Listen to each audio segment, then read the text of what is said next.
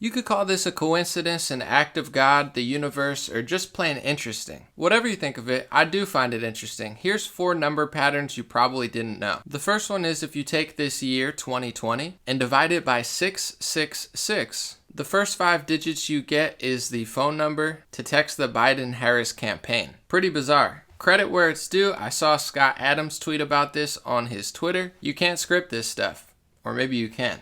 The second one comes from Jimmy Kimmel's Hollywood studio that he operated out of for years, which is actually a Freemason temple. Freemasonry builds its temples among the nations and in the hearts of men. If you ever go to Hollywood Boulevard, you can see the Freemason temple that doubles as Jimmy Kimmel's building. What's even more bizarre and coincidental is the fact that Jimmy Kimmel's name, if you turn the camera sideways, you can see the 2 M's form a 3333. So that's 2 33s in his name. Why is that interesting? Because in Freemasonry, a 33-degree Mason is a high-ranking Freemason, and it's an important number for them. Interestingly enough, out of the presidents of the United States, it's said that 14 of them are known Freemasons, including George Washington, Warren Harding, Franklin Roosevelt, Harry Truman, and Gerald Ford, among others. What are the chances that the person who operates out of a Freemason temple has 2 33s in his name? Call it coincidence, call it random, but I find it quite intriguing. The third one comes from Jared Kushner, who's been assigned so much work by this White House. Some people consider him the president behind the president. I'm not saying he is. I'm just saying between coronavirus, foreign policy, border security, and dozens of other tasks, he has a shocking workload for the president's son-in-law. His family also operated out of 666 Fifth Avenue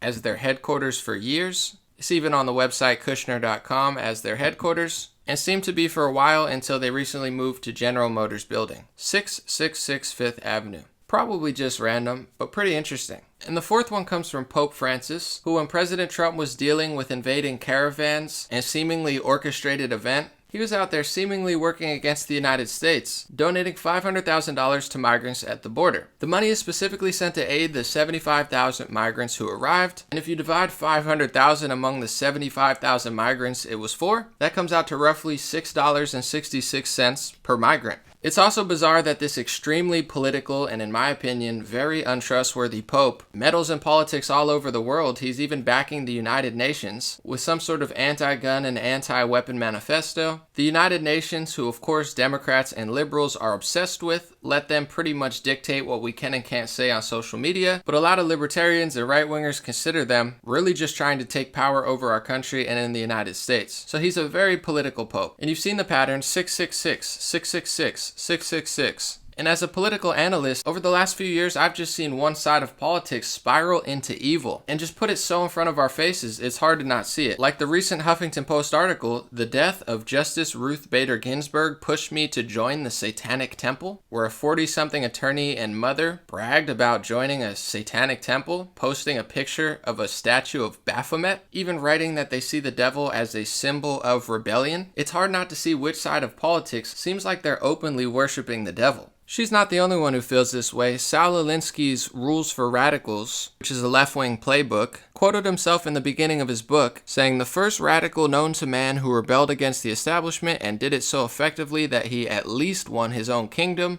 Lucifer," complimenting and idolizing the devil. I always understood the pro-life and pro-choice abortion debate. It's a very controversial debate. Trying to figure out when it's a sperm and an egg and when it's a child can be confusing. But when I saw Democrats push legislation this year to basically allow for mid-birth, late-term abortion, and even seemingly bizarrely enough after-birth abortion, which I would think would just be murder.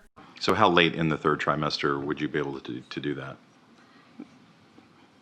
You know, it's very unfortunate that our physicians, witnesses, were not able to attend today to speak specifically. No, I'm talking about your bill. How late in the 3rd trimester could a physician perform an abortion if he indicated it would impair the mental health of the woman?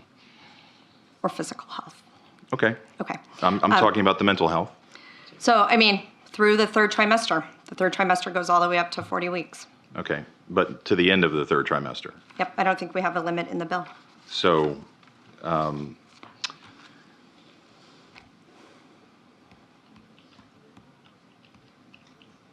where it's obvious that a woman is about to give birth, she has physical signs that she is about to give a birth, would that still be a point at which she could request an abortion if she was so certified? She's dilating. Mr. Chairman, that would be a decision that the doctor, the physician, and the woman would make. I understand that. I'm asking point. if your bill allows that. My bill would allow that, yes. I can tell you exactly what would happen. The infant would be delivered. The infant would be kept comfortable. The infant would be resuscitated if that's what the mother and the family desired. And then a discussion would ensue between the physicians and the mother. Seeing that happen, I think most reasonable, not devil-worshipping people can come to the conclusion that something weird is going on. But of course, there's so much media manipulation, athlete and celebrity propaganda and brainwash that a lot of people are lost in the sauce. They just read headlines and apparently go out in the streets, stand on highways, harass cars, and expect not to get hit. But anyway, these were 4 number patterns that were extremely interesting to me. Let me know what you think, and as always, have a beautiful day. And to counter the devil and this trend of worshiping Satan in mass media and music, I've been trying to push the message, God bless. So if you like this hat, pick one up. Have a beautiful day, and I'll be back with more videos.